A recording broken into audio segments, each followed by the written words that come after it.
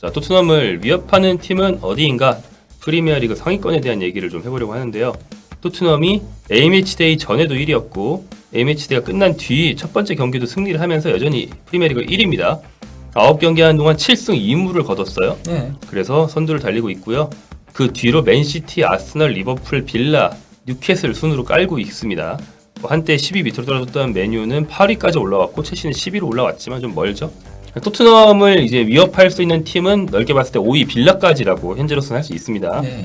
그리고 최근 흐름 측면에서 볼 때 토트넘이 당연히 이번 시즌 무패팀이니까 뭐 패가 없겠죠. 네. 5경기로 끝났을 때 4승 1무로 이 구간에서도 이 리그에서 가장 좋은 흐름을 보여주고 있고, 맨시티가 최근에 좀 안 좋았죠. 최근 네. 5경기로 끝났을 때 3승 2패에 그쳤습니다. 네. 그리고 아스널이 3승 2무, 리버풀이 3승 1무 1패고요. 빌라가 토트넘이랑 같아요. 4승 1무를 하면서 순위를 좀 끌어올려가지고 지금 5위까지 올라와 있는 네. 그런 상황입니다. 맨시티 같은 경우는 로드리가 빠진 구간이 컸죠. 사실은 그렇죠. 이번 시즌 전승이거든요. 로드리가 빠졌을 때 3연패. 그러니까 뉴캐슬 그 세 경기 모두 패했죠. 예, 뉴캐슬하고의 리그컵까지 포함해가지고. 예, 그러면서 로드리가 없을 때, 안 그래도 더브라이너까지 없는데 로드리까지 없어버리면은 혼란이 잠수를 타더라고요. 그렇죠. 예, 혼란이 다른 경기들, 그 로드리가 나올 때는 항상 보면 평점도 높게 나오고 골도 꾸준하게 넣는데 로드리가 빠지면은 좀 그런 것도 있죠. 그 사실 김도환이 필요했는데 김도환까지 없고 하다 보니까 조금 그런 문제들이 발생하지 않나. 더브라이너의 공백을 메우기가 쉽지 않다라고 할 수 있겠죠. 맞습니다. 자연스럽게 시티 얘기로 넘어갔는데 결국은 로드리가 없을 때 고전을 했고, 로드리가 돌아오니까 또 귀신같이 네. 상당히 난적이었던 브라이턴이었나요?를 잡으면서 이제 패배의 흐름은 끊었고요. 네. 사실 그러니까 시티가 선수층이 이번 시즌 좀 얇다는 느낌이 드는 게, 로드리 돌아온 뒤에 결장자가 더브라이너 한 명밖에 없거든요. 장기 결장자 더브라이너. 나머지는 다 뛸 수 있습니다. 예. 근데 이제 그걸 뒤집어서 말하면 더브라이너의 로드리, 물론 되게 중요한 선수들이지만 그렇죠. 그 둘만 빠져도 팀이 펩이 원하는 컬러대로 경기를 운영을 못한다는 뜻이 되는 걸 수도 있으니까 네. 이 팀이 선수층이 좀 얇다. 특히 밀부 포지션에 누가 빠지면 예. 펩이 원하는 바를 구현을 못한다. 그렇죠. 결국 이제 맨시티 팬들은 이래저래 케빈 필립스가 굉장히 미울 수밖에 없죠. 원래 로드리를 백업을 시키려고 케빈 필립스를 영입한 건데 돈도 많이 쓰고 대단한데. 예, 근데 이제 뭐 몸 관리가 안 되고 자꾸 그러니까 살이 찌고 이러면서 이제 과르디올라 감독이 필립스를 믿지 않다 보니까 로드리가 빠질 때 결국 베실바가 내려가게 되거든요. 이러면은 이게 악순환의 반복이 돼요. 그렇죠. 안 그래도 더브라이너가 없을 때 위에서 홀란한테 조금 직선적으로 찔러줄 수 있는 패스를 할 수 있는 선수가 없어졌어요. 원래 그거를 더브라이너하고 긴도안이 맡았던 거였는데 한 명은 나가고 한 명은 부상당하고. 그나마 그래도 벨실바가 그렇게까지 직선적인 패스를 주는 선수는 아니더라도 그래도 어느 정도 패스 플레이들을 할 수 있는데 벨실바가 내려가게 되면은 그러면 그마저도 없어지게 되는 거거든요. 그쵸. 그러면서 조금은 연쇄적인 문제가 발생을 한다라고 할 수 있죠. 맞습니다. 그런데 이제 그래도 맨시티잖아요. 예. 사실 이게 아스날 팬들이 그런 농담도 하는데, 토트넘 니네도 작년 우리 기분 느껴봐. 2위 맨시티라는 게 국내에서 관용어처럼 쓰일 정도로 2위에 있는 맨시티가 세상에서 제일 무섭다. 언젠가는 1위에 있는 우리 위로 치고 올라올 거니까. 2월부터죠. 2월부터가 제일 무섭다. 예, 미치죠. 그때부터의 승률은 펩 가르디올라 감독 자체가 역대급입니다. 펩 머리 위에 있는 게 프리미어리그에서 볼 때 리버풀이든 아스널이든 언젠가는 따라잡힐 각오를 하고 있어야 된다. 이런 팀이 이제 맨시티인 거 아니겠어요? 그렇죠. 예. 그러니까 뭐 리버풀이 역대급 2위를 기록했을 때도 후반기 무패였거든요. 근데 똑같이 맨시티도 그래버려서 2점 차로 아쉽게 뭐 우승을 놓치기도 했었고, 그리고 또 이제 우승했을 때는 본인들도 어쨌건 후반기 때 계속 치고 갔기 때문에 가능했던 거였고, 가르디올라 감독이 거의 바이언 시절만 제외하면은 전부 다 2월 이후 성적이 항상 좋았어요. 바르셀로나에서도. 바르셀로나에서는 그 유명했죠. 그 시즌 도중 체력 훈련 같은 걸로 잠깐 경기력이 저하되는 걸 감수하더라도 막판에 힘을 받기 위해서 그렇게 한 시즌에 스케줄링을 한다. 그렇죠. 유명했었죠. 연 단위로 이제 그러니까 시즌 단위죠. 연 단위 혹은 시즌 단위로 주기를 해서 그걸 컨트롤하고 하는 게 과르디올라고 보통은 대표팀 같은 경우가 그렇게 해요. 근데 이제 과르디올라 같은 경우는 사실 조금 이례적이죠. 물론 그렇게 하는 감독들이 더 있긴 한데 그거 자체는 그러니까 감독 영향도 있긴 한데 사실은 그 같이 다니는 피트니스 코치에 의해서 거의 좌지우지 되는 거거든요. 네. 예를 들어서 뭐 그 누구였죠? 무리뉴 감독 같이 다니다가 저기 독립한 사람. 호이파리아 같은 경우도 전술적 주기화에 능하고 그걸 완전히 아는 사람이라서 단주기화를 했던 거고 반면에 이제 과르디올라의 경우는 부에나벤투라랑 계속 같이 다니는데 부에나벤투라 같은 경우는 제가 이제 컨퍼런스 한 것도 이제 보고 했었는데 그게 아예 진짜 연 단위로 이렇게 다 있거든요. 통으로. 그래서 그 사람 같은 경우가 그렇게 하다 보니까 그런 건데 그래서 좀 장단점이 있죠. 그래서 2월 이후에 이제 좀 많이 그게 그러니까 그 생리학적으로 신체 피트니스 트레이닝 쪽으로 이제 추가 회복이라고 얘기를 하거든요. 추가 회복. 네, 추가 회복. 그래서 부하를 줬을 때 그 부하로 인해서 일시적으로 경기력이 내려가지만 내려갔다 그게 회복되면서 추가적으로 회복, 그러니까 추가적으로 퍼포먼스의 향상이 일어나게끔 유도를 하는 건데 그게 뭐 이렇게 연 단위가 아니더라도 뭐 우리가 일반적으로 하는 운동 관점에서도 그런 게 항상 적용이 되거든요. 그래도 이번 시즌 예년과 다른 어떤 불안 요소가 있다? 이런 게 보입니까? 아니면 딱히 없습니까? 뭐 그러니까 아예 없는 건 아니죠. 여전히 어쨌건 간에 물론 로드리가 그동안 부상이 없긴 했지만은 아, 그렇죠. 로드리가 갈리게 되면은 결국 시즌 막판에는 조금은 힘에 붙이는 모습들을 드러내기도 했었고 지난 시즌이 그래도 유례 없이 조금은 로드리를 관리를 할 수 있었던 시즌이기도 했고 그렇기 때문에 좀 로드리에 대한 의존도 문제도 있고 그리고 또 이제 더브라이너도 어쨌건 간에 이제는 나이를 먹어가고 있고 부상도 잦아지고 있고 그러니까 부상 복귀 후에 네. 퍼포먼스가 회복되는 속도가 느릴 수 있고 그러니까 코바치치랑 마테우스 누네스랑 좋은 미드필더들이긴 한데 귄도안을 대체할 수 있는 미드필더는 아니거든요. 그러니까 지난 시즌까지는 더브라이너가 없을 때 귄도안으로 그걸 어느 정도 메웠는데 그렇죠. 예, 그거를 할 수 있는 선수는 없어요.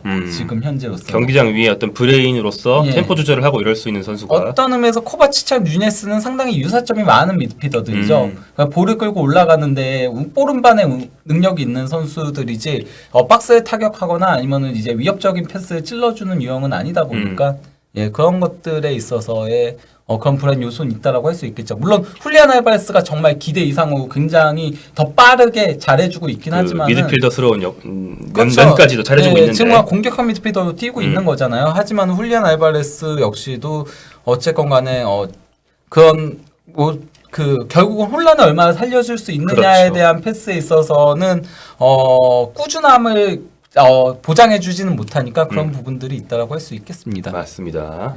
사실 가장 얘기하고 싶은 건 에스턴 빌라고요. 그럼 빌라부터 해도 됩니다. 예. 네. 빌라는 확실하게 지금 팀이 올라왔거든요. 네. 경기 내용 자체가 좋은데 사실 그가 에스턴 빌라가 시즌 초반에는 무사 디아비가 굉장히 좋은 모습 보여주고 하면서 팀에 조금 활력을 불어 넣어주긴 했지만 디아비 레버쿠젠에서 데려온. 예, 네. 거기다 이제 무사 디아비랑 레온 벨리가 둘이 쿵짝이 잘 맞아요. 레온 벨리 둘이 한 시즌 같이 뛰긴 했었거든요. 레버쿠젠 뭐 선후배라 할까. 예, 네. 어떤 의미에서 무사 디아비가 그걸 물려받은 거나 마찬가지였는데 그쵸, 그쵸. 예, 그런 것들이 있긴 했는데 빌라가 조금 초반에 아쉬웠던 부분 중에 하나가 와킨스가 그때 조금은 그래도 빠지면서. 사실 그러니까 지난 시즌 그 에메리 감독 부임하면서 와킨스가 미친 그 퍼포먼스를 보여주면서 에스턴 빌라가 계속 쭉 상승세를 이어갔던 거였는데 그렇죠. 그런 것도 있었고 또 어쨌건 간에 그 파우토레스가 오면서 파우토레스가 패스 공급이라던가 이런 것들 정말 잘하고 공격적인 부분들은 상당히 좋은데 속도에서는 조금 문제를 드러내는 경우들이 있었어요. 가장 대표적인 케이스가 바로 울버햄튼전 그 비겼던 경기였거든요. 그 경기에서 파우토레스가 공격 정말 잘했고 골도 심지어 넣고 이랬었는데 수비적으로는 조금 네투와 황희찬의 속도에 조금 고전하는 모습들이 있긴 했었거든요. 네. 예, 그런 부분들이 조금 있으면서 약간 불안정한 모습들을 보여줬는데 와킨스와 무사 디아비가 맞아떨어지기 시작하면서 이 팀이 미친 득점력을 보여주고 있습니다. 그러면서 현재 그 토트넘이 가장 많은 슈팅을 때리고 있는 팀이에요. 프리미어리그에서. 네. 그러면서 가장 공격적인 축구를 함에도 불구하고 심지어 그러니까 뭐 토트넘, 맨시티보다 더 많은 골을 넣고 있는 게 바로 에스턴 빌라인 거죠. 현재. 그렇습니다. 빌라가 현재 무려 23득점을 하고 있어요. 리그 최다 득점에서 뉴캐슬에 이어 2위입니다. 빌라가 살아났다.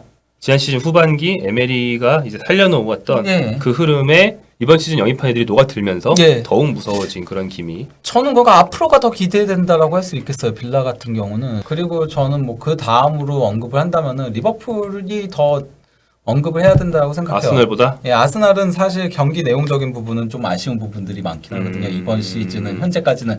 근데 정말 꾸역꾸역 패하지 않고 나가고 있는 거예요.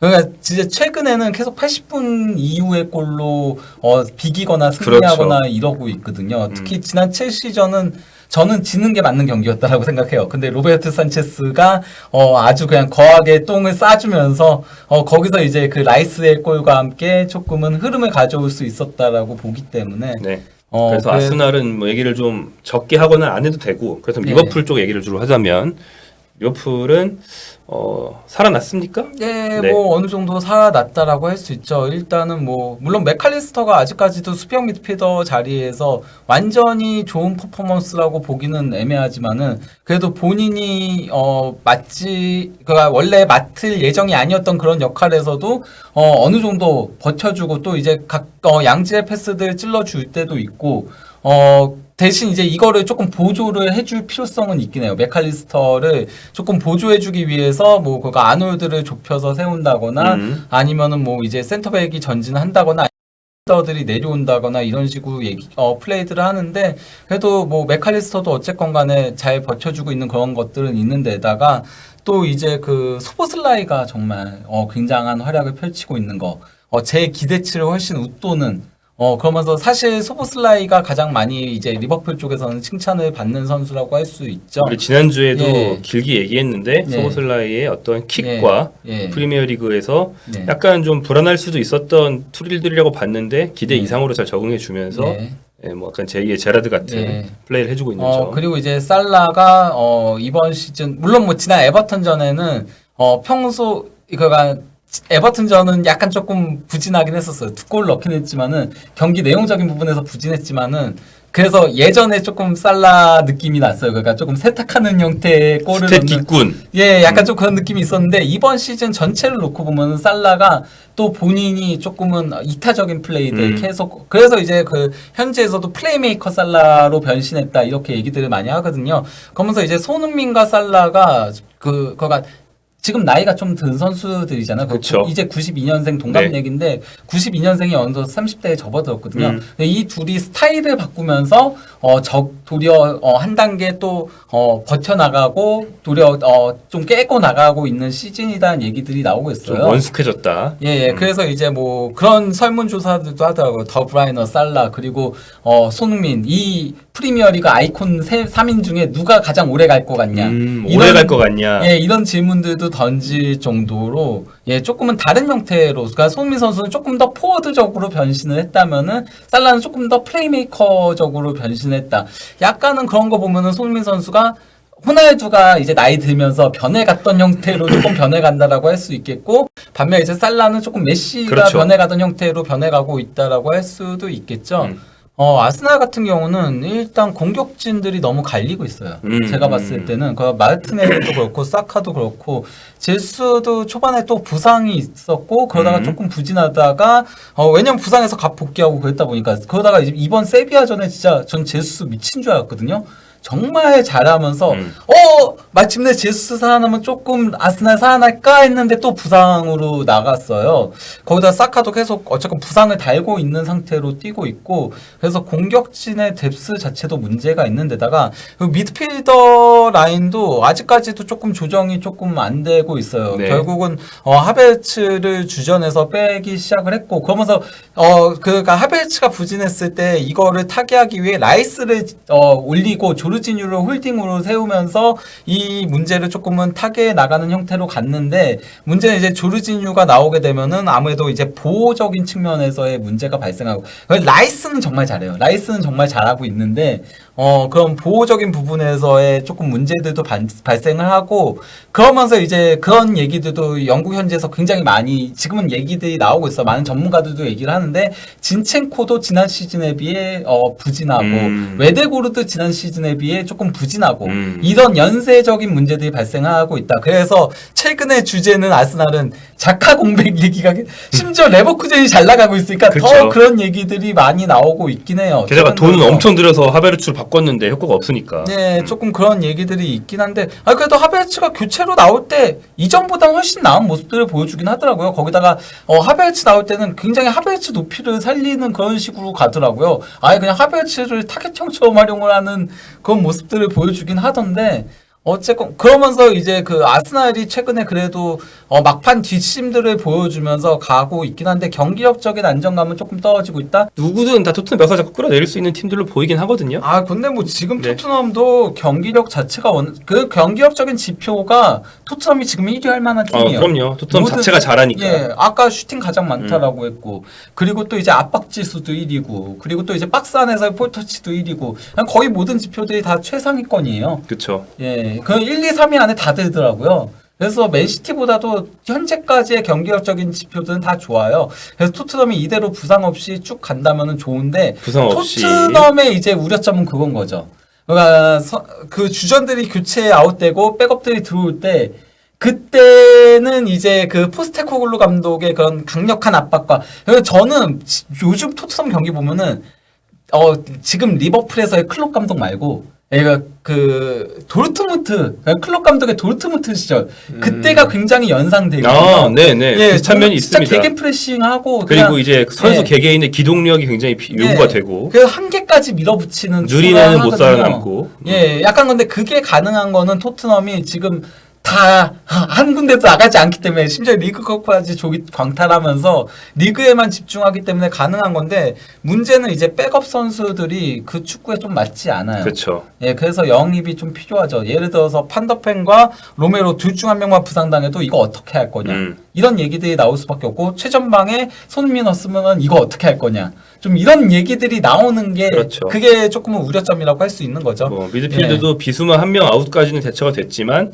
뭐 호이비에르의 스킵까지 들어와 버리면 하던 축구가 안 되고 풀백도 뭐 낙제까지는 아니라고 생각하지만 에메르송 로얄이 들어오면 또 주전 풀백이 하던 플레이랑 좀 달라지고 뭐 그런 것들이 이제 여러 곳에서 동시에 터지면은 이제 어느 순간부터는 포스텍의 축구가 아니게 되는 거죠. 그리고 이제 포스테코글루 감독이 어쨌건 간에 후방에서는 무조건 만들어가는 플레이들을 이제 선호를 하는데 거기에 호이비에르하고 스킵도 조금은 맞지 않는 모습들이 있긴 하고 그러니까 맞습니다. 비수마랑 파페사르보다는 떨어지죠. 그런 부분에 있어서. 예. 그래서 뭐 결국에는 당연히 지금 1위니까 토트넘이 쭉 이기면 안 떨어지는 거 아니겠어요? 밑에서 아무리 잘해도 본인들 손에 달렸다. 손흥민 선수가 1위 팀 주장으로서 뛰는 거를 길게 보는 게 한국 사람으로서는 굉장히 재밌기 때문에 네. 그러기를 이제 기대를 하고 있습니다. 레스터 동화와 비슷한 스토리가 쓰여질 가능성은 있죠. 리그에만 집중하고 있기 그쵸. 때문에. 토트넘을 위협하는 프리미어리그 상위권들에 대해서